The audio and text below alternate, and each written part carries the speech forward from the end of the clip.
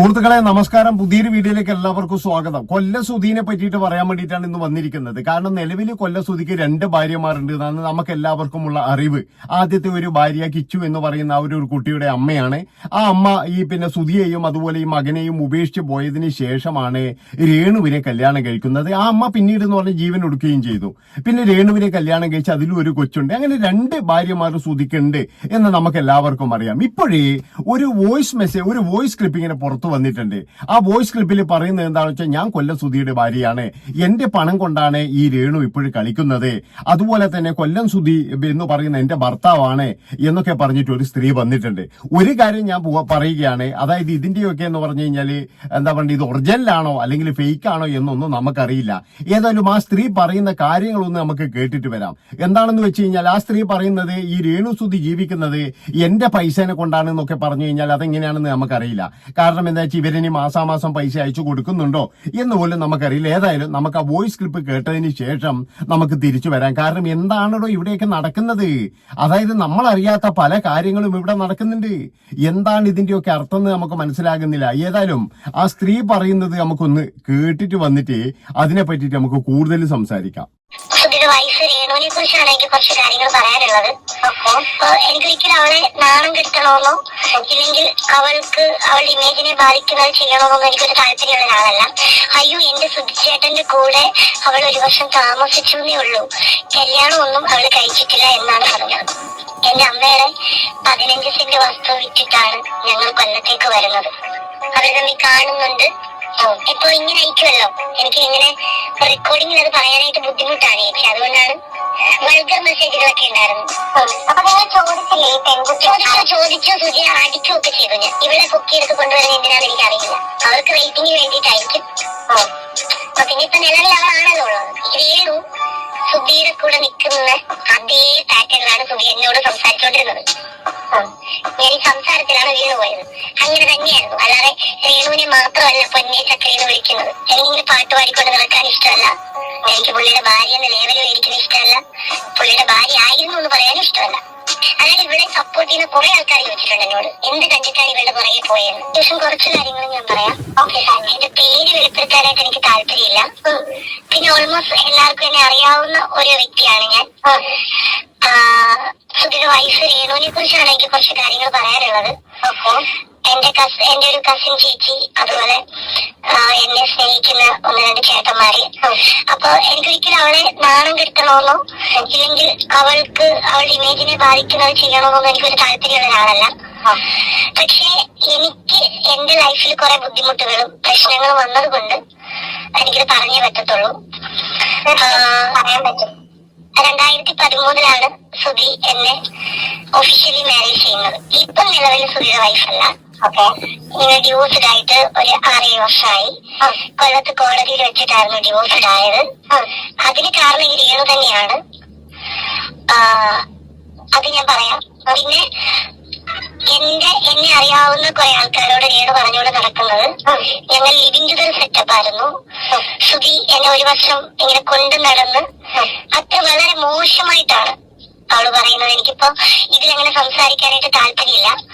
അങ്ങനത്തെ വേർഡുകൾ സംസാരിക്കാൻ താല്പര്യമില്ല. ഈ അടുത്തിടെയാണ് ഇത് പറഞ്ഞത്.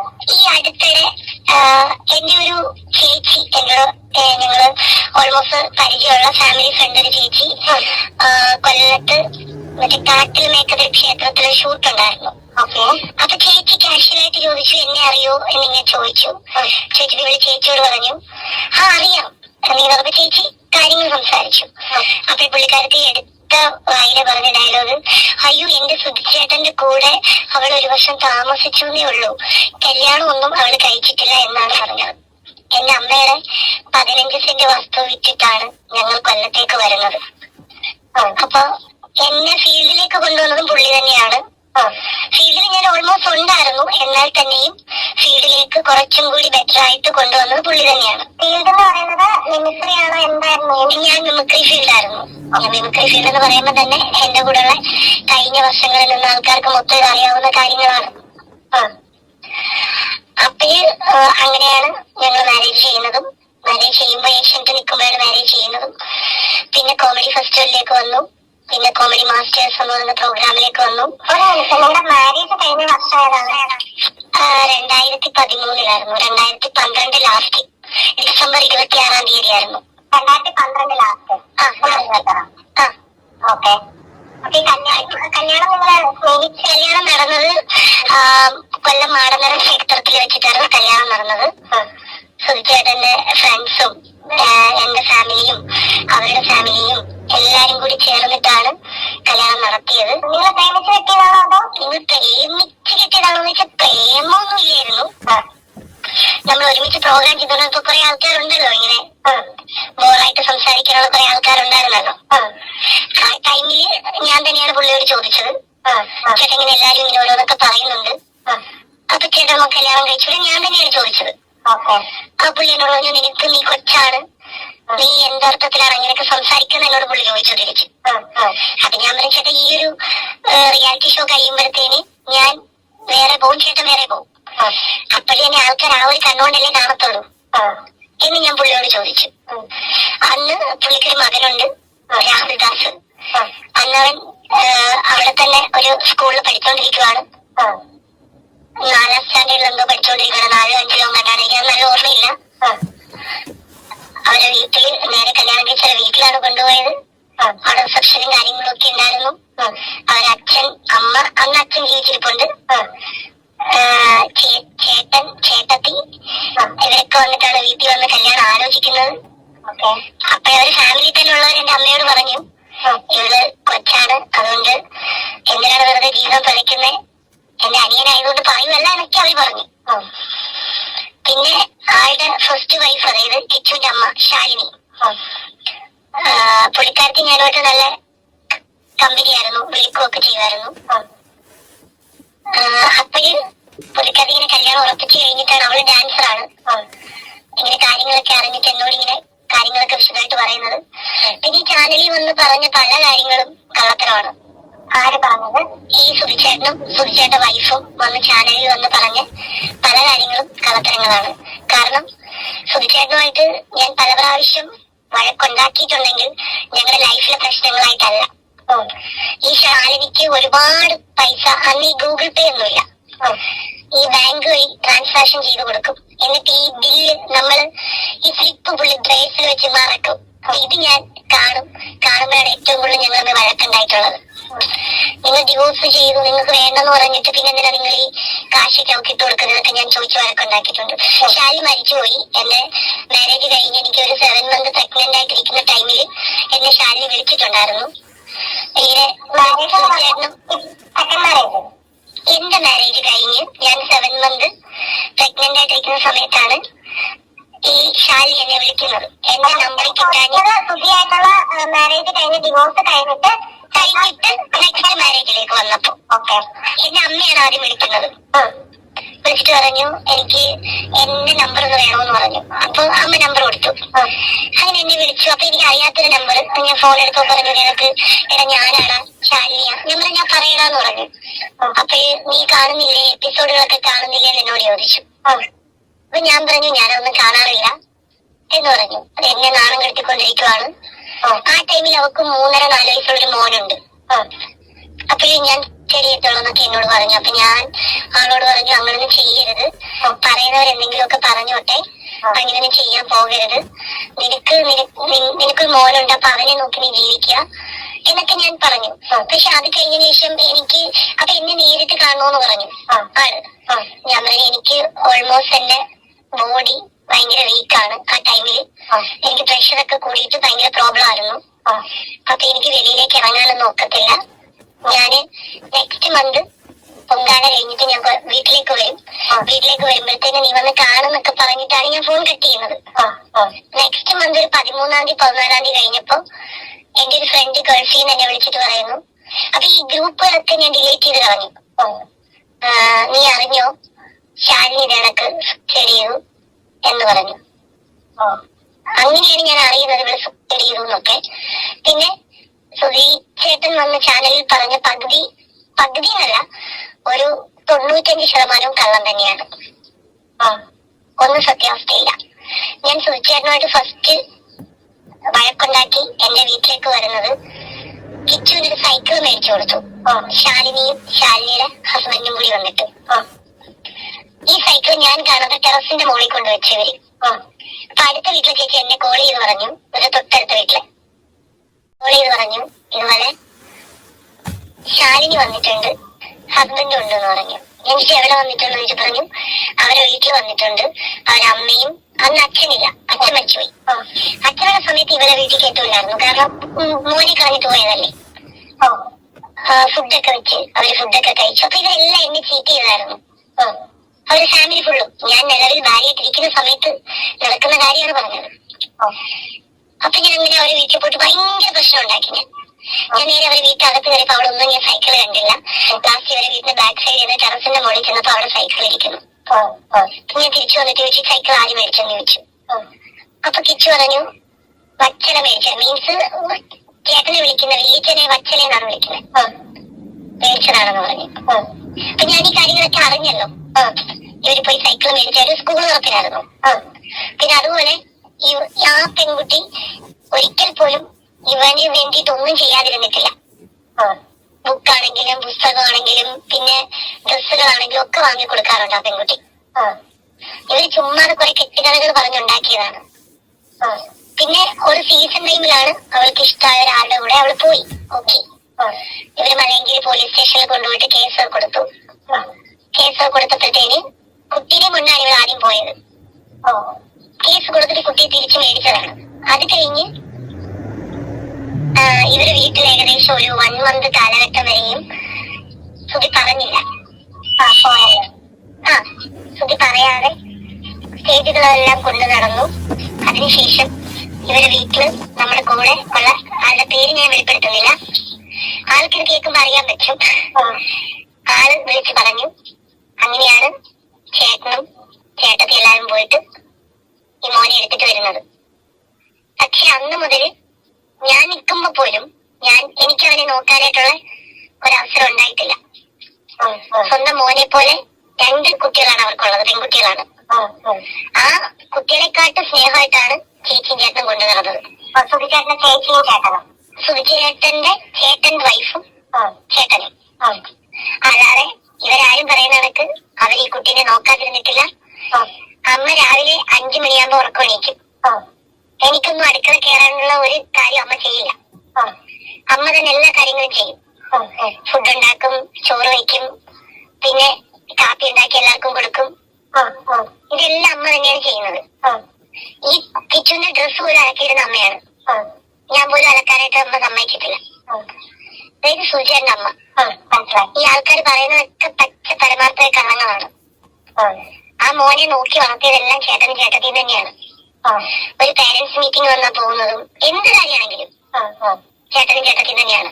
പിന്നെ എന്തുകൊണ്ടാണ് നിങ്ങളുടെ വിവാഹ ജീവിതം മുടങ്ങി? അല്ലെങ്കിൽ കുറച്ചു മുമ്പ് ഒരു വ്യക്തിക്കെതിരെ ആരോപണം പറഞ്ഞല്ലോ, എന്താ അത്? ഈ രേണു തന്നെയാണ് കാരണം. രേണുവിന്റെ കുറെ മെസ്സേജുകൾ ഞാൻ ഫോണിൽ കാണാനിടയായി. അപ്പൊ ഞാൻ ചോദിച്ചു, എന്നോട് കുറെ ആൾക്കാർ ഇത് ചോദിച്ചു, ഞാൻ പക്ഷെ ആരോടും ഇതുവരെ വെളിപ്പെടുത്തിയിട്ടില്ല. എനിക്കിപ്പോഴാണ് ഇത് പറയുന്നത്. അത് പറയാൻ ഞാൻ അത്രയും നാണം കിട്ടത് കൊണ്ടാണ് പറയുന്നത്. അപ്പോഴ് പുള്ളിക്കാരത്തി ഇങ്ങനെ എല്ലാരോടും പറഞ്ഞു നടക്കാൻ തുടങ്ങി. ഇങ്ങനെ മെസ്സേജ് കണ്ടു. അന്ന് എന്റെ വീട്ടിലായിരുന്നു സുധേഷേട്ടൻ, ഞങ്ങൾ ഒരുമിച്ചുള്ളത്. ഞാനൊരു ടീമിൽ പ്രാക്ടീസിന് പോയിട്ട് തിരിച്ചു വന്നപ്പം ഫോണിലെ മെസ്സേജുകൾ കണ്ടു. പിന്നെ സുധേഷേട്ടൻ ഭയങ്കര മദ്യപാനമാണ്, മദ്യത്തിന് അഡിക്റ്റ് ആയിരുന്നു പുള്ളി. നോക്കുമെന്ന് ചോദിച്ചു കഴിഞ്ഞാൽ കാശ് കിട്ടി കഴിഞ്ഞാൽ നന്നായിട്ട് നോക്കും പുള്ളി. കാശില്ലാന്നുണ്ടെങ്കിൽ എല്ലാരും കയ്യിൽ കടം മേടിക്കും. എല്ലാരെയും വിളിച്ച് കടം മേടിച്ചെങ്കിലും പുള്ളി മദ്യപിക്കും. അങ്ങനെ ഞാൻ ഒരു ടീമിലേക്ക് റിഹേഴ്സലിൽ പോയിട്ട് തിരിച്ചു വന്നപ്പം പുള്ളിക്കാരുടെ മെസ്സേജ് കണ്ടു. അങ്ങനെ ആ മെസ്സേജുകൾ എനിക്ക് ഇപ്പോഴും ഓർമ്മയുണ്ട്, ഞാനൊന്നും മറന്നിട്ടില്ല. ഞാൻ എന്ത് ചെയ്യുന്ന ചോദിച്ചപ്പോ പുള്ളിക്കാരന്റെ വീട്ടിലാണ്. എന്റെ വീട്ടിൽ എന്റെ അമ്മ വെച്ച ഫുഡും കഴിച്ച് കിടന്നുറങ്ങുന്ന മനുഷ്യൻ പറയുന്നത് ഞാൻ എന്റെ വീട്ടിലാണ്. അപ്പൊ ആര് ചോദിക്കുന്നു നിങ്ങൾ പിണക്കോണല്ല പിണങ്ങാതിരിക്കാൻ കൊണ്ടാക്കിയിരിക്കുവാണെന്നൊക്കെ പറഞ്ഞ് കുറെ ഡയലോഗും കാര്യങ്ങളും ഒക്കെ ഇതിനകത്ത് വന്നു. നിങ്ങളെ കുറിച്ചാണ് ചോദിക്കുന്നത്, അതായത് എന്നെ കുറിച്ച് പുള്ളിക്കാർക്ക് ചോദിക്കുമായിരുന്നു. ഓക്കെ, അറിയാമായിരുന്നു ഇതുപോലെ കല്യാണം കഴിഞ്ഞതാണെന്ന് അറിയായിരുന്നു. അത് ഇതൊന്നും ഒരു കേസൊന്നും അല്ലായിരുന്നു, പല കേസുകളുണ്ടായിരുന്നു. പക്ഷെ ഇത് കുറച്ച് വൾഗറായിട്ടുള്ള മെസ്സേജുകൾ കണ്ടപ്പോ അന്നാണ് ഞാൻ എനിക്ക് വേണ്ട എന്നും പറഞ്ഞിട്ട് എന്റെ വീട്ടിൽ നിന്ന് എന്റെ പരിസരക്കാർക്കെല്ലാം അറിയാം. എന്റെ പരിസരക്കാരെല്ലാം വീട്ടിന്റെ ബഹളം കേട്ടിട്ട് വന്നു. ഞാൻ പൊക്കോളാൻ പറഞ്ഞു. അന്നാണ് ഞങ്ങള് പുള്ളി കുറെ പ്രാവശ്യം വന്നു കോംപ്രമൈസിന്. അപ്പം ചേട്ടനും ചേട്ടത്തിയൊക്കെ വിളിച്ചു വെച്ചപ്പോ ഞാൻ പറഞ്ഞു എനിക്ക് വേണ്ടാന്ന് പറഞ്ഞു. എന്താണ് അത്രമാത്രം ഹേർട്ട് ചെയ്യുന്ന മെസ്സേജുകൾ? എന്താ കുറെ മെസ്സേജുകൾ ഉണ്ടായിരുന്നു ചേച്ചി. ഹേർട്ട് ചെയ്യുന്ന മെസ്സേജ് എന്റെ കൂടെ കിടന്നുറങ്ങിയിട്ട് പുള്ളി പറയുന്നത്, പുള്ളി എന്റെ വീട്ടില് എന്റെ ബെഡില് എന്റെ റൂമിൽ കിടന്നുറങ്ങിയിട്ട് ഞാൻ എന്റെ വീട്ടിലും പുള്ളിയുടെ വീട്ടിലുമാണെന്നാണ് പറഞ്ഞത്. പിന്നെ പറഞ്ഞിരുന്നേ ഇങ്ങോട്ട് അയച്ചേക്കുന്ന മെസ്സേജ് ചേട്ടൻ എന്നെ കണ്ടിട്ട് പോകുമ്പോ എനിക്ക് ഭയങ്കര സങ്കടമാണ്, ചേട്ടൻ എന്റെ അടുത്തുള്ളപ്പോ എനിക്ക് ഭയങ്കര സന്തോഷമാണെന്നൊക്കെ പറഞ്ഞിട്ടൊരു മെസ്സേജ് ഉണ്ടായിരുന്നു. പിന്നെ അപ്പം പുള്ളിക്കാരൻ തിരിച്ചയച്ചിരിക്കുന്നു, എന്നെക്കാളും കൂടുതൽ ഫീൽഡിൽ ആൾക്കാരുമായിട്ട് അവൾക്ക് ബന്ധമുണ്ട്. അപ്പൊ ഞാൻ എവിടെ പോകുന്നു എന്തിനു പോകുന്നു എനിക്ക് കള്ളം പറഞ്ഞിട്ട് വരാൻ പറ്റില്ല. അവള് നീ ഉദ്ദേശിക്കുന്ന ഒരാളല്ല, അവൾക്ക് ചുറ്റിനും ഒരുപാട് സുഹൃത്തുക്കളുണ്ട്. കാരണം ഞാനും ഫീൽഡ് തന്നെയാണല്ലോ. കള്ളം പറഞ്ഞ് എനിക്ക് ഇറങ്ങാനൊക്കത്തില്ലെന്നൊക്കെ പറഞ്ഞിട്ട് പുള്ളി കുറെ മെസ്സേജുകൾ അയക്കുന്നുണ്ടായിരുന്നു. അവളെങ്ങാനും ഇത് അറിഞ്ഞു കഴിഞ്ഞാൽ ഭയങ്കര പ്രോബ്ലം ആവും എന്നൊക്കെ പറഞ്ഞിട്ട്. അപ്പൊ ഇവര് ആക്ച്വലി വേറെ ബന്ധങ്ങളൊക്കെ ഉണ്ടാവുമല്ലോ, അങ്ങനെയൊക്കെ അയക്കുമ്പോഴത്തേന് അങ്ങനെയാണ് എനിക്ക് ഭയങ്കര ഹാറ്റായിട്ട് കുറെ മെസ്സേജ് അയച്ചു. കാരണം രാവിലെ കൂടി പുള്ളിക്ക് ഉമ്മയൊക്കെ കൊടുത്തിട്ടാണ് ഞാൻ പോകുന്നത്. രാവിലെ പുള്ളി മഴവിൽ മനോരമയുടെ എന്തോ ഷൂട്ടാണ് ഞാൻ ഓർക്കുന്നില്ല. കഴിഞ്ഞിട്ട് വന്നു, ഞാൻ റിഹേഴ്സലിന് പോട്ടെ എന്നൊക്കെ പറഞ്ഞിട്ട് ഞാൻ എന്റെ വണ്ടിയൊക്കെ അവിടെ വെച്ചിട്ട് ഞാൻ ബസ് കയറിയാണ് പോയത്. അപ്പൊ രാവിലെ പുള്ളി ഉറങ്ങിക്കിടന്നപ്പോ നമ്മൾ അത്രയും സിൻസിയറായിട്ട് ഉമ്മയൊക്കെ കൊടുത്തിട്ട് പോയിട്ട് തിരിച്ചു വരുമ്പോ പുള്ളി അടിച്ച് ഫിറ്റായിട്ട് കിടന്ന് ഉറങ്ങിപ്പോയി. അപ്പോഴാണ് ഈ മെസ്സേജസ് ഒക്കെ ഞാൻ കാണുന്നത്. നമുക്ക് ഹാറ്റല്ലേ അത്. അങ്ങനെയൊക്കെ എനിക്ക് ഭയങ്കര ഉൾക്കൊള്ളാൻ പറ്റിയില്ല. അപ്പൊ നിങ്ങളുമായിട്ട് കല്യാണം കഴിച്ചിരിക്കുമ്പോ തന്നെയാണ് ഈ വ്യക്തിയുമായിട്ട് തീർച്ചയായിട്ടും ഇഷ്ടം ഉണ്ടാവുന്നത് അല്ലെ? തീർച്ചയായിട്ടും. അതായത് ഞങ്ങൾ ലാസ്റ്റ് ടൈമിലാണ് ഞാൻ അറിയുന്നത്. അല്ല, അപ്പം നിങ്ങൾ കരുതുന്നത് മെസ്സേജിലൂടെ മാത്രമുള്ള ഒരു ബന്ധമാണെന്നായിരുന്നു, അതോ അവർക്ക്? അല്ല, അവർ തമ്മിൽ കാണുന്നു എന്നൊക്കെ ഉണ്ടായിരുന്നു അവര്. അവർ തമ്മിൽ കാണുന്നുണ്ട്. ഇപ്പൊ ഇങ്ങനെ അയക്കുമല്ലോ, എനിക്ക് ഇങ്ങനെ റെക്കോർഡിങ്ങിൽ അത് പറയാനായിട്ട് ബുദ്ധിമുട്ടാണ് ചേച്ചി. അതുകൊണ്ടാണ് വൾഗർ മെസ്സേജുകളൊക്കെ ഉണ്ടായിരുന്നു. ചേട്ടൻ എന്റെ അടുത്ത് വന്നിട്ട് പോകുമ്പോ ചേട്ടൻ എനിക്ക് ഭയങ്കര സങ്കടമാണ്, ഇനി എന്നാണ് ചേട്ടനെ കാണുന്നത്. അപ്പൊ പുള്ളി പറയുന്നു എനിക്കിങ്ങനെ എപ്പോഴും ഒന്നും വരാനൊക്കില്ല. അപ്പൊ നിങ്ങൾ ചോദിച്ചില്ലേ പെൺകുട്ടി? ചോദിച്ചു സുജി, അടിക്കുകയൊക്കെ ചെയ്തു. ഞാൻ ചോദിച്ചു. ആ ടൈമിലാണ് കോമഡി ഫെസ്റ്റിവലിൽ ഇവര് വിന്നറാകുന്നത്. വിന്നറായിട്ട് ഒരു സാംസങ് ആ ടൈമിൽ ഇറങ്ങിയ ഒരു ഫോണാണ് പുള്ളി മേടിച്ചത്. കുറച്ച് നല്ല കാശുള്ള ഒരു ഫോണാണത് ആയിരുന്നു. അപ്പൊ ഈ ഫോണൊക്കെ മേടിച്ച് ആ ഫോൺ ഞാൻ അലമാരയിലാണ് എറിഞ്ഞു പൊട്ടിക്കുന്നത്. അലമാരയുടെ ഗ്ലാസ് പൊട്ടിയിട്ട് ഈ ഫോൺ തീ കത്തി ഇങ്ങനെ ഫോണിൽ. ഏത് വർഷമായിരുന്നു നടന്നത്? ഞാന് ഏകദേശം ഒരു 5 വർഷം ഉണ്ടായിരുന്നു. 5 വർഷം ഉണ്ടായിരുന്നു. ഉണ്ടായിരുന്നു. ഓക്കെ. കുട്ടികളൊന്നും ആ സമയത്തായില്ല? ഇല്ല. അതിന്റെ ആളുമായിട്ട് ഞാൻ എപ്പോഴും സ്റ്റണ്ടിങ്ങിലായിരുന്നു. ആള് 24 hours താമരയുടെ സ്വഭാവമാണ്. അത് ആളിനെ അറിയാവുന്നവർക്കറിയാം. എന്നോട് പുള്ളിയുടെ കുറെ ഫ്രണ്ട്സ് എന്നോട് ചോദിച്ചിരുന്നു, പണ്ടുകാല ഫ്രണ്ട്സ് ഒക്കെ ചോദിച്ചിരുന്നു, എന്താണ് നിങ്ങൾ ഡിവോഴ്സ് ആകാൻ കാരണം, എന്താണ് പ്രശ്നം. ഇപ്പോഴും എനിക്ക് കുറെ ഓപ്പർച്യൂണിറ്റി മലയാളത്തിലൊക്കെ വരുമ്പോഴും പുള്ളിയുടെ പേരാണ് ഇപ്പോഴും എന്നിൽ കിടക്കുന്നത്. അതാരും മനസ്സിലായോ? സുധീർ വൈഫാണ്, ഇങ്ങനെയാണ് പറയുന്നത്. അപ്പൊ ഞാൻ തിരുത്തിയിട്ടുണ്ട് പല സ്ഥലങ്ങളിലും. സുധീർ വൈഫല്ല, ആയിരുന്നു. ഇനി എനിക്ക് ആ പേര് പറയുന്നത് ഇഷ്ടമല്ല. പല ആൾക്കാരോട് ഞാൻ പറഞ്ഞിട്ടുണ്ട്. അപ്പൊ ഇപ്പോഴും ആരാണെന്ന് ചോദിച്ചപ്പോ എന്താ മറുപടി പറഞ്ഞത്? ഇപ്പൊ സുധിച്ചേട്ടന് കുറെ ആരാധകരൊക്കെ ഉണ്ട്. സുജിത ആദ്യം ഏറ്റില്ല, കള്ളം പറയും നന്നായിട്ട്. നമ്മൾ കണ്ടോണ്ട് ചെന്നാലും ഏക്കത്തില്ല, നല്ലത് കള്ളം പറയാണ്. അപ്പൊ ഞാനിങ്ങനെ ചോദിച്ചപ്പോ പറഞ്ഞു അത് ഫ്രണ്ടാണ്, അങ്ങനെ എനിക്ക് ഒത്തിരി ആരാധകരുള്ളൂ, ഞാൻ സെലിബ്രേറ്റ് അല്ലേ. നമ്മൾ ശരി, അപ്പൊ നിങ്ങൾ എങ്ങനെയാണ് ഈ റിപ്ലൈ കൊടുത്തേന്ന് ചോദിച്ചു ഞാൻ. അപ്പൊ പുള്ളിയൊന്നും പറഞ്ഞില്ല. അപ്പൊ പുള്ളി പുള്ളിക്ക് തെറിയാണ് വിളിക്കുന്നത്. നിലവിൽ ഈ വ്യക്തി ജീവിച്ചിരിപ്പില്ല, നമ്മൾ ഈ പറയുന്ന വ്യക്തി ജീവിച്ചിരിപ്പില്ല. അല്ല, പുള്ളിക്ക് അറിയാം. അതുമല്ല, പുള്ളി ജൂൺ 4 മരണപ്പെടുന്നത്. പുള്ളി മെയ് 20 എന്നെ വിളിച്ചിരുന്നു. ഞാനപ്പോ പ്രോഗ്രാം സംബന്ധമായിട്ട് ഞാൻ എറണാകുളത്തുനിന്ന് ട്രെയിനിലേക്ക് പാലക്കാട് പോയിക്കൊണ്ടിരിക്കുകയാണ്. അപ്പൊ എന്നെ വിളിച്ചിരുന്നു. എന്നെ ഇത്ര വർഷത്തിലേക്ക് ചപ്പയാണ് വിളിക്കുന്നത്. പിന്നെ എന്റെ ഹസ്ബൻഡിനോട് പുള്ളി പറഞ്ഞു എന്നെ അറിയാവുന്നു. ഹസ്ബൻഡ് ചെന്ന് ചോദിച്ചു. ചോദിച്ചപ്പം പുള്ളി പറഞ്ഞു എനിക്കറിയാം, എന്റെ വൈഫായിരുന്നു എന്ന് പറഞ്ഞു. അപ്പൊ ആൾക്കാരിലേക്കും നിങ്ങളുടെ പേര് ഇതിലൊന്നും വന്നിട്ടില്ലല്ലോ എന്ന് ചോദിക്കും. അത് ഞങ്ങൾ തമ്മിലുള്ള അണ്ടർസ്റ്റാൻഡിങ് ആയിരുന്നു.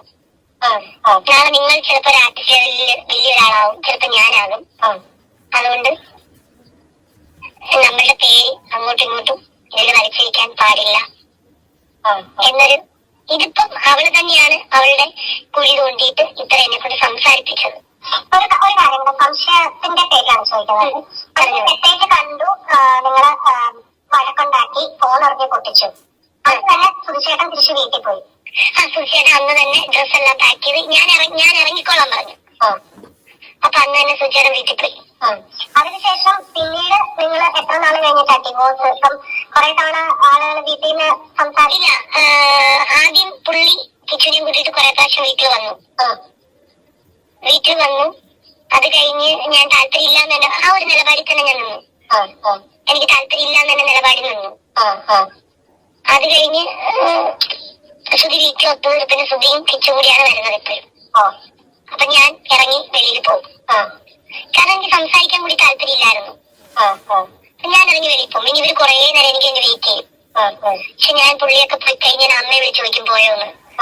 അപ്പൊ അമ്മയും പോയെന്ന് പറയും. അപ്പൊ ഞാൻ തിരിച്ച് വീട്ടിലേക്ക് വരും. കാരണം ഞാൻ സംസാരിക്കാനായിട്ട് സമയം കണ്ടെത്തിയിട്ടില്ല.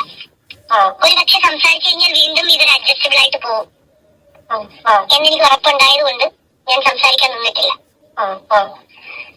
അപ്പൊ ആ സമയത്ത് ഒരു അമേരിക്കൻ ട്രിപ്പ് വന്നു പുള്ളിക്ക്. അതുവരെ ഈ രേണു എന്ന് പറയുന്ന സ്ത്രീ എന്റെ ഒരു ചേച്ചിയോട് പറഞ്ഞു. എന്റെ ചേച്ചിയാണെന്ന് നമുക്ക് അറിയില്ലായിരുന്നു, എന്റെ കസിൻ ആണെന്ന് അറിയില്ലായിരുന്നു നമുക്ക്. ഞങ്ങളൊരു പരിചയമുണ്ടെന്ന് മാത്രമേ ചേച്ചി പറഞ്ഞിട്ടുള്ളായിരുന്നു. ചേച്ചി ആർട്ടിസ്റ്റ് ആണ്, അതുവരെ പറഞ്ഞോളൂ. അപ്പം എന്റെ സ്വർണ്ണമൊക്കെ ഇവരെടുത്തിട്ടുണ്ടായിരുന്നു. അപ്പൊ ഞാൻ പറഞ്ഞു എനിക്ക് 1 ലക്ഷം രൂപ വേണം, എനിക്ക് ജീവിക്കണമെന്ന് പറഞ്ഞു. എനിക്ക് പഠിക്കണമായിരുന്നു. ഞാൻ ഇടയ്ക്ക് വെച്ച് കോഴ്സൊക്കെ ഒന്നും കംപ്ലീറ്റ് ചെയ്തില്ലായിരുന്നു. അപ്പൊ എനിക്ക് ഫീസൊക്കെ അടയ്ക്കണമായിരുന്നു. അപ്പൊ എന്റെ കയ്യിൽ ഒരു മില്ലിഗ്രാം പോലും സ്വർണ്ണം ഇല്ലായിരുന്നു എന്റെ കയ്യിൽ. അപ്പൊ ഞാൻ പറഞ്ഞു ജോയിന്റ് പെറ്റീഷൻ കൊടുത്ത് എനിക്ക് 1 ലക്ഷം രൂപ വേണമെന്ന് കോടതിയിൽ പറഞ്ഞു. ചേച്ചിയോടും ചേട്ടനോടും പറഞ്ഞു. അപ്പൊ ചേച്ചി എന്നോട് എന്തിനാണെന്ന് ചോദിച്ചു. ഞാൻ പറഞ്ഞു കോഴ്സ് കംപ്ലീറ്റ് ചെയ്യാനാണെന്ന് പറഞ്ഞു. അപ്പൊ അത് കഴിഞ്ഞപ്പോഴത്തേന് കോടതിയിൽ വെച്ച് 1 ലക്ഷം രൂപ തന്നു. പുള്ളിക്ക് അന്ന് അമേരിക്കൻ ട്രിപ്പ് ഉണ്ടായിരുന്നു. എവിടെയോ ഒരു ലോങ് ട്രിപ്പ് ആയിരുന്നു. ഒരു 2 മാസമോ 3 മാസമോ അങ്ങാണ്ട്. അത് കഴിഞ്ഞ് പുള്ളിയെ പൈസ കൊണ്ട് കോടതിയിൽ കെട്ടി എനിക്ക് തന്നു. തന്നപ്പോ അതുവരെ ഇവള് പറഞ്ഞു അവൾ അത്രയും നാൾ ജീവിച്ചെങ്കിൽ 1 ലക്ഷം രൂപ എന്നെ ഭർത്താവിന്റെ ജീവിച്ചോണ്ടാ പോയെന്നുള്ളത്. അതുവരെ ആ ചേച്ചിയോട് പറഞ്ഞു. ഞാൻ പറഞ്ഞു ആ ചേച്ചിക്ക് അറിയാവുന്ന കാര്യമാണല്ലോ. അത് ചേച്ചിക്കെന്നല്ല, ഒട്ടുമിക്ക ആൾക്കാർക്കും അറിയാം, ചേട്ടനറിയാം, ചേച്ചിക്ക് എല്ലാവർക്കും അറിയാം. നിങ്ങളുടെ ഡിവോഴ്സ് നടന്ന വർഷം ഏതാ? ഡിവോഴ്സ് നടന്ന വർഷം ഞങ്ങൾ മാരേജ് ആയിട്ട് ഒരു 4 ദിവസം കഴിഞ്ഞതിന് ശേഷമാണ് ഡിവോഴ്സ് ആകുന്നത്. പിന്നെ മരിപ്പിന് ഞാൻ പോയിട്ടുണ്ടായിരുന്നു അവരുടെ വീട്ടില്.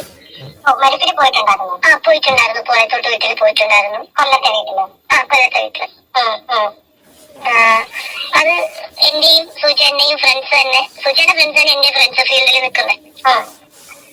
അപ്പോഴും അവരൊക്കെ ഇങ്ങനെ വിളിച്ച് സംസാരിച്ചു. ഇപ്പൊ നിൽക്കുന്ന പ്രമുഖരായിട്ടുള്ള കുറെ ആർട്ടിസ്റ്റുകൾ, നിന്റെ ഗുരുനാഥൻ എന്ന് കരുതി നീ വന്നാ മതി, ഹസ്ബൻഡ് എന്നും കരുതി നീ വരണ്ട എന്നൊക്കെ പറഞ്ഞ് ഞാൻ പോയി. 12:30 ഞാൻ അവിടെ ചെന്നു. ബോഡി എടുത്ത് തിരിച്ച് കൊണ്ടുപോകാൻ, കോട്ടയത്തിൽ കൊണ്ടുപോകാൻ ആംബുലൻസിൽ കയറ്റിയപ്പോഴാണ് ഞാൻ തിരിച്ചു വന്നത്. 1 മണിക്കൂറോളം ഞാൻ അവിടെ ഉണ്ടായിരുന്നു. 1.5 മണിക്കൂറോളം ഉണ്ടായിരുന്നു. ഒരു സംശയമാണ്. ഈ പറഞ്ഞ വ്യക്തി, ഇപ്പം നിങ്ങൾ പറയുന്ന വ്യക്തി, സുധിച്ചേട്ടനാണ് മെസ്സേജ് ചെയ്ത വ്യക്തി, ഇപ്പൊ ആരോപണം ഉന്നയിക്കുന്ന വ്യക്തി തന്നെയാണോ? അതെ, തീർച്ചയായിട്ടും. അതെങ്ങനെയാണ് നിങ്ങൾക്ക് മനസ്സിലാവാൻ സാധിച്ചത്? എനിക്ക് ഓൾമോസ്റ്റ് അറിയാലോ ഇവര് തമ്മിൽ റിലേഷൻ ഉണ്ടെന്നുള്ള കാര്യം. എനിക്ക് ആളിനെ അറിയാലോ. ആളിനെ അറിയാന്ന് ഫോട്ടോ കണ്ടിരുന്നോ? കണ്ടിരുന്നു. എനിക്ക് അല്ലെങ്കിലും ആളിനെ അറിയാലോ. എങ്ങനെ അറിയാമായിരുന്നു? എനിക്ക് ഈ ഒരു ഇഷ്യൂസ് വരുമെന്ന് എനിക്ക് അറിയാലോ. ഈ ഒരു ഇഷ്യൂസ് കാരണമാണല്ലോ നമ്മൾ പോയത്. എന്നിട്ട് ഈ ആള് കുറെ ആൾക്കാരോട് പറഞ്ഞു ഞാൻ വേറെ ആളെ ഒളിച്ചോടി പോയി, എന്നൊക്കെ പറഞ്ഞു. പിന്നെ ഇതിന്റെ ഇടയിൽ വേറെ കുറച്ച് പ്രശ്നവും കൂടി വരുന്നുണ്ട്. കിച്ചുവിന്റെ അമ്മ ശാലിനിയാണെന്ന് പല ആൾക്കാർക്കും അറിയില്ല. അപ്പൊ എനിക്ക് അങ്ങനെ ഒരു അപവാദം കിടപ്പുണ്ട് ഇപ്പൊ. അതായത് ഞാൻ പ്രസവിച്ച കുഞ്ഞിനെ കളഞ്ഞിട്ട് വേറൊരുത്തനോട് ഒളിച്ചോടിപ്പോയത് ഞാനാണെന്നുള്ളത്. അപ്പൊ അതുകൊണ്ടാണ് ഞാനിപ്പം ഇങ്ങനെ ഒരു അതും കൂടി കിടക്കുന്നത് കൊണ്ടാണ്. ഓക്കെ, ഇപ്പൊ ഈ പറയുന്ന വ്യക്തിയായിട്ട് നിങ്ങളെ ഡിവോഴ്സ് ആയതിനു ശേഷമാണോ ഈ സുധി പോയത്? എനിക്ക് അതിനെ കുറിച്ച് എനിക്കറിയില്ല. അതിന് അറിയാത്ത കാര്യം നമ്മൾ പറയുന്നത് ശരിയല്ലല്ലോ. അതിനെ കുറിച്ച് എനിക്കറിയില്ല. അതിന് മുന്നേ അവര് തമ്മി എന്തെങ്കിലും, പക്ഷെ അവര് തമ്മി ടോപ്പിക് അങ്ങനെയൊക്കെ ഉണ്ടായിരുന്നു. സംസാരത്തിലൂടെ എനിക്ക് മനസ്സിലായി, പക്ഷെ ഞാൻ കണ്ടിട്ടില്ല. ഓക്കെ, അപ്പൊ അങ്ങനൊരു സംഭവം ഞാൻ കണ്ടിട്ടില്ല. അല്ല, ഇപ്പൊ ഈ പറയുന്ന നിങ്ങളിപ്പം ഞാനാണെങ്കിലും നിങ്ങളെ വിശ്വസിക്കുകയാണ്. ഇപ്പൊ ഈ പറയുന്ന ഓഡിയോയില് ഞാൻ വിശ്വസിക്കുകയാണ്. അല്ലെങ്കിൽ നമ്മൾ വേണമെങ്കിൽ ചേച്ചിക്ക് ഞാൻ സുധിയുടെ പഴയകാല ഫ്രണ്ട്സിനെ ഇപ്പൊ കോൺഫറൻസ് ഇട്ട് വേണമെങ്കിൽ തരാം, സംസാരിക്കണം എന്നുണ്ടെങ്കിൽ. അത് നമുക്ക് വരാം, അതിലേക്ക് വരാം. നിങ്ങളുടെ മാരേജ് സർട്ടിഫിക്കറ്റ്, നിങ്ങളുടെ ഡിവോഴ്സ്, ഇതൊക്കെ നമുക്ക് അവൈലബിൾ ആണ്, നെറ്റിൽ അവൈലബിൾ ആണ്. അതല്ല, ഞാൻ ഒരു കാര്യം കൂടെ, ഈ സമയത്ത് നിങ്ങൾ മഴവിൽ മനോരമയുടെ ഒരു കോമഡി ഫെസ്റ്റിവലിൽ ഉണ്ടായിരുന്നു എന്ന് പറഞ്ഞില്ലേ? ഉണ്ടായിരുന്നു. ഞങ്ങളുടെ കല്യാണത്തിന്റെ എപ്പിസോഡ് കോമഡി സ്റ്റാർസ് സീസൺ ഫസ്റ്റില് ടീം ലാഫ്റ്റർ കേരളയിൽ നിൽക്കുന്ന എല്ലാ വ്യക്തികൾക്കും അറിയാം. ആ ടൈമിലാണ് ഞങ്ങൾക്ക് മാരേജ് നടക്കുന്നത്. നമ്മുടെ കല്യാണത്തിന്റെ എപ്പിസോഡ് ഓൾമോസ്റ്റ് ചാനലിലുണ്ട്. പിന്നെ ഈ നിൽക്കുന്ന ഫ്ലവേഴ്സ് ചാനലുകാർക്ക് പല ആൾക്കാർക്കും എന്നെ അറിയാം. പിന്നെ അവര് 24 അറിയാം. ഇവര് പിന്നെ ഇവിടെ പൊക്കിയെടുത്ത് കൊണ്ടുവരുന്ന എന്തിനാന്ന് എനിക്കറിയില്ല. അവർക്ക് റേറ്റിംഗിന് വേണ്ടിയിട്ടായിരിക്കും. അപ്പൊ പിന്നെ ഇപ്പൊ നിലവിൽ അവരാണല്ലോ ഉള്ളത്. ഇതൊന്ന് ജസ്റ്റ് അറിയിക്കണം. എനിക്ക് ഞാൻ പറയുന്ന സത്യം, എനിക്ക് ചേച്ചിയിലൊരു സത്യമുണ്ട്. ഞാൻ അങ്ങനെയാണ് ചിന്തിച്ചിട്ടുള്ളത്. അപ്പൊ ഞാൻ പറയുന്ന കാര്യങ്ങൾ കറക്റ്റ് ആയിട്ട് ഉണ്ടാവും, ഇതിലുണ്ടാവും എന്ന് എനിക്ക് ഉറപ്പുണ്ടായത് കൊണ്ടാണ് ഞാൻ ചേച്ചി മാത്രം കോണ്ടാക്ട് ചെയ്തത്. ഇതിപ്പോ നാളെ ഇതൊരു വൈറലാകും, എല്ലാണെങ്കിലും ഇതൊരു പ്രശ്നം ചർച്ച ചെയ്യപ്പെടും. കാരണം നിലവിൽ ആ വ്യക്തി ഭയങ്കരമായ സോഷ്യൽ മീഡിയയിൽ ഭയങ്കര തരംഗം ഉണ്ടാക്കി നിൽക്കുന്ന സമയമുണ്ട്, ചർച്ചയാകും. ഇതിന്റെ ക്ലിപ്പിംഗ്സ് വെട്ടി പലയിടത്തും പോകും. അങ്ങനെ കുറെ കാര്യങ്ങൾ ഉണ്ടാവും. ഈ കോൺസിക്വൻസ് എല്ലാം നിങ്ങൾ നേരിടാൻ തയ്യാറാവണം. അതുപോലെ തന്നെ നാളെ ഒരു അവസരത്തിൽ എന്നോടൊരു പറയുവാണ്, ചേച്ചി എനിക്കിത് പറ്റില്ല, ചേച്ചി അത് ഡിലീറ്റ് ചെയ്യാൻ പറഞ്ഞാൽ ഞാൻ ക്യാമറയുടെ മുന്നിലിരുന്നാണ് പറയുന്നത്. തീർച്ചയായും ഞാൻ പറഞ്ഞോട്ടെ, ഞാൻ ഒരു കാര്യം പോലും ഇതിൽ കള്ളം പറഞ്ഞിട്ടില്ല. അപ്പൊ എനിക്ക് ഞാൻ ആരുടെ മുമ്പിലാണ് കുഞ്ഞു കുമ്പിട്ട് അയ്യോ ഞാൻ പറഞ്ഞ കള്ളമാണെന്ന് പറയേണ്ട കാര്യം എന്താണ്? ഞാൻ ഈ പറഞ്ഞ സത്യമാണെന്നുള്ളത് 1000 പേരുടെ ചുറ്റിൽ നിന്ന് പറയും. ഒരാളല്ല 2 പേരല്ല, 1000 പേരെന്റെ ചുറ്റിൽ നിന്ന് പറയും. ഇപ്പൊ നിങ്ങളുടെ ഇപ്പൊ ഈ പറയുന്ന ഫാമിലി ഓക്കെ അല്ലേ? ഇപ്പൊ ചേച്ചി എപ്പോഴെങ്കിലും കൊല്ലത്തിന്റെ വീട്ടിൽ വരുമ്പോ എന്റെ വീട്ടില് ഇപ്പോഴും ഇരിപ്പുണ്ട് ഞങ്ങളുടെ ഫോട്ടോസ്. ഓക്കെ, ഞങ്ങളുടെ പ്രോഗ്രാമിന്റെ ഫോട്ടോസ്, കോമഡി സ്റ്റാർസിന്റെ ഫോട്ടോസ്. പിന്നെ കോമഡി ഫെസ്റ്റിവലിനകത്ത് സീസൺ ഫസ്റ്റില് ഇവരൊരു ഫാമിലി ഇന്റർവ്യൂ ഉണ്ട്, ജസ്റ്റ് എടുത്ത് നോക്കിയാൽ കാണാൻ പറ്റും. ഓക്കെ, നിങ്ങളുടെ ഫാമിലി ഇപ്പോഴുള്ള നിലവിലുള്ള ഫാമിലി ഇത് സപ്പോർട്ടല്ലേ? പ്രശ്നങ്ങളൊന്നും ഉണ്ടാവില്ലല്ലോ? അതിനെക്കുറിച്ച് ഞാൻ ഒന്നും ചിന്തിക്കുന്നില്ല. കാരണം ഞാൻ ഇപ്പോഴും പറയുന്നു, നിങ്ങൾക്ക് മുന്നോട്ട് എന്തെങ്കിലും പ്രശ്നമുണ്ടെങ്കിൽ ഈ വീഡിയോ ഞാൻ തീർച്ചയായും ഡിലീറ്റ് ആക്കുന്നതായിരിക്കും. കാരണം ഒരാളുടെ ജീവിതത്തെക്കാൾ വലുതല്ല മറ്റൊന്നും ചിന്തിക്കുന്ന ഒരാളാണ് ഞാൻ. ചേച്ചി അതിലും വലിയ നാണക്കേട് ഞാൻ ധർമ്മം ചെയ്തുകൊണ്ടിരിക്കുകയാണ് ഇപ്പൊ. ഓക്കെ, കാരണം ഞാനൊരു പെൺകുട്ടിയായിട്ട് ആള് പറഞ്ഞ കാര്യമാണ് എന്നെ കൊണ്ടു നടന്ന്. അത് ഞാൻ എനിക്ക് ഇങ്ങനെ ഇതിനകത്ത് പറയാൻ പറ്റില്ല, അത്ര വൃത്തികെട്ട പേരാണ് പറഞ്ഞത്. എനിക്ക് ഊഹിച്ചെടുത്തു. അത് അങ്ങനെ കൊണ്ടു നടന്നതാണ്. ആളുടെ കാശും എല്ലാം ഊഹിച്ചെടുത്തിട്ട് ആളിനെ ഞാൻ ഉപേക്ഷിച്ചതാണെന്ന് അവിടെ നിന്ന് എടുത്തോണ്ട് പോയതാണ് ഈ വ്യക്തി എന്നുള്ള നിലയിലാണല്ലേ? അവിടുന്ന് രക്ഷപ്പെടുത്തി കൊണ്ടുവന്നതാണ്. ചേച്ചി ഇയാള് വരുമ്പോ സ്വന്തമായിട്ടൊരു ഷർട്ട് പോലും മേടിച്ചിടാൻ ഇല്ലാത്ത ഒരാളായിട്ടാണ് വരുന്നത്. ഇയാള് 0 ബാലൻസിലാണ് നിൽക്കുന്നത്. എന്റെ കാശ് കൊണ്ടാണ് അയാൾ ഇത്രയായത്. കൊടുത്തിട്ട് പറയുമല്ല, എനിക്കത് പറയുന്നത് ഇഷ്ടമല്ല. ആദ്യമായിട്ട് അമേരിക്ക പോകാൻ കാശില്ലാഞ്ഞ് എന്റെ അമ്മയുടെ അക്കൗണ്ടില് പൈസ ഇട്ടിരുന്നത്, ഈ എന്താ പറയാ, നമ്മൾ ഡിപ്പോസിറ്റ് ചെയ്തിട്ടിരുന്നത് എടുത്ത് എന്റെ അമ്മയുടെ കാല് പിടിച്ച് ഞാൻ ആളുടെ അക്കൗണ്ടിൽ ഇട്ട് കൊടുത്തു. കാരണം ഇത്ര രൂപ വേണമല്ലോ നമുക്ക് വെളിനാടുകളിൽ പ്രോഗ്രാം ചെയ്യാൻ പോണെങ്കിൽ. ആദ്യമായിട്ട് എന്റെ അമ്മയുടെ കാശ് കൊണ്ട് വെളിനാട് എന്ന മനുഷ്യനാണ് അയാള്. എന്തായാലും താങ്കൾ പറഞ്ഞ കാര്യങ്ങൾ ഞാൻ അപ്ലോഡ് ചെയ്യുകയാണ്. പക്ഷെ താങ്കളുടെ ഒരു വീഡിയോ കൺസെന്റ് എനിക്ക് മാത്രമായിട്ട് താങ്കൾ തരണം. അതായത് ഒരു വീഡിയോ എടുത്തിട്ട് ഞാൻ പറഞ്ഞത് സത്യമാണ്. കാരണം ഇത് എന്നെയും എന്റെ മാധ്യമ സ്ഥാപനം കുടുംബത്തെയും ബാധിക്കുന്ന ഒരു കാര്യമാണ്. ശരിയാണ്, തെളിവുകളെല്ലാം കിടപ്പുണ്ട്. നിങ്ങൾ പറഞ്ഞ മാരേജ് സർട്ടിഫിക്കറ്റ് ഞാൻ എടുത്തിട്ടുണ്ട്, ഡിവോഴ്സിന്റെ മാത്രമാണ് എനിക്ക് കിട്ടാത്തത്. ഇതൊക്കെ എന്റെ ഞങ്ങൾക്ക് എന്റെ സേഫ്റ്റിയാണ്. ഞാൻ പറഞ്ഞത് മനസ്സിലാവുന്നുണ്ടോ? എന്തൊക്കെയാണെന്ന് പറഞ്ഞാൽ നമ്മൾ ഈ പറയുന്നത് കുറച്ചു പേർക്കുള്ള ആരോപണമാണ്. ആരോപണം ഈ പറഞ്ഞ പോലെ കള്ളത്തെ നിങ്ങൾ പേടിക്കുന്നില്ല, കാരണം നിങ്ങൾ സത്യം മാത്രമാണ് പറയുന്നതെന്ന് പറയുന്നത്. പക്ഷെ ഇടയ്ക്ക് നിൽക്കുന്ന ഞാനെന്ന വ്യക്തി ഇതിനെ പേടിക്കുന്നുണ്ട്. ചേച്ചിക്ക് ഇതിന്റെ കാര്യം എന്തെങ്കിലും പ്രോബ്ലം വരുവാണ് ചേച്ചി എന്നെ കോൺടാക്ട് ചെയ്താൽ എനി ടൈം ചേച്ചിക്ക് എന്നെ കോൾ ചെയ്യാം. ഓക്കെ, എന്താണെങ്കിലും ഞങ്ങളോട് സംസാരിച്ചതിൽ സന്തോഷം. നിങ്ങളുടെ പ്രശ്നങ്ങളെല്ലാം പരിഹരിക്കട്ടെ, അല്ലെങ്കിൽ സമാധാനമായിട്ട് ഇരിക്കുക. ഓക്കെ, ഞാൻ ഈ നമ്പറില്ല ചേച്ചി. എനിക്ക് അവരെ ഒരിക്കലും കയറി മുറിച്ച് കാണണമെന്നോ ഇല്ലെങ്കിൽ അവളെ പോസ്റ്റ്മോർട്ടം ചെയ്യണമെന്നോ എനിക്ക് താല്പര്യമില്ല.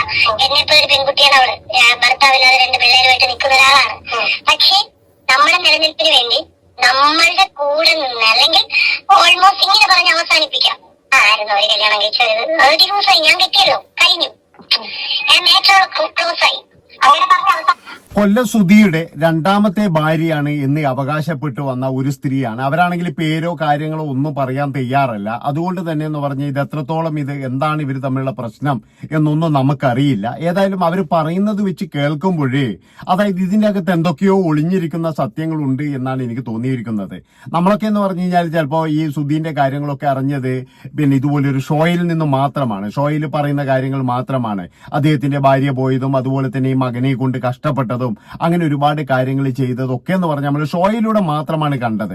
അപ്പോ എനിക്ക് പറയാനുള്ളത് എന്താണെന്ന് വെച്ച് കഴിഞ്ഞാൽ ഇത് പിന്നെ ഇപ്പോ എനിക്ക് തോന്നുന്നത് ഈ രേണു സുധി ഏതോ ഒരു ഇന്റർവ്യൂവിൽ പറഞ്ഞിരുന്നു, ഏതോ ഒരു സ്ത്രീ 1 വർഷം ലിവിങ് ടുഗദർ ആയി താമസിച്ചിട്ടുണ്ട് എന്ന് പറഞ്ഞതിന്റെ അടിസ്ഥാനത്തിലാണ് ഇവരിത് പറയുന്നത് എന്നാണ് എനിക്ക് തോന്നുന്നത്.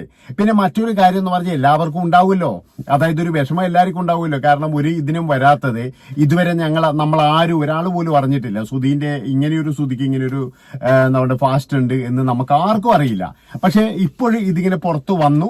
അപ്പൊ അത് എനിക്ക് തോന്നുന്നത് രേണു സുധി തന്നെ ഉണ്ടാക്കി വെച്ചാന്ന് എനിക്ക് തോന്നുന്നത്. ഏതായാലും അതിന്റെ സത്യാവസ്ഥ എന്താണെന്ന് നമുക്കറിയില്ല. ഏതായാലും വരട്ടെ, കുറച്ചുകൂടി കഴിഞ്ഞാൽ രേണു സുധീന്റെ ഇന്റർവ്യൂ വരും എന്നാണ് എനിക്ക് തോന്നുന്നത്. അപ്പൊ ഇത്രയും പറഞ്ഞുകൊണ്ട് ഈ ഒരു വീഡിയോ ഇവിടെ വെച്ച് വൈൻഡപ്പ് ചെയ്യാണ്. ഇഷ്ടപ്പെട്ട് കഴിഞ്ഞാൽ എല്ലാവരും ചാനൽ സബ്സ്ക്രൈബ് ചെയ്ത് കൂടെ കൂടിക്കോ. നന്ദി, നമസ്കാരം.